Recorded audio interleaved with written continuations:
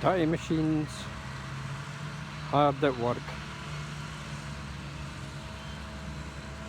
That is how it's done now.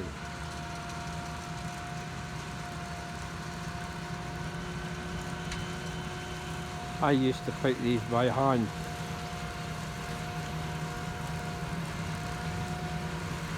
The white cover on the top is a couple of people sitting in there. Just take it off, bits and pieces. It's no need it. Yeah, that's another run done.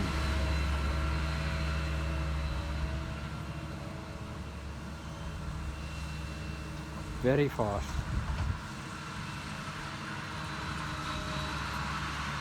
Yep. Yeah, that's how it's done now.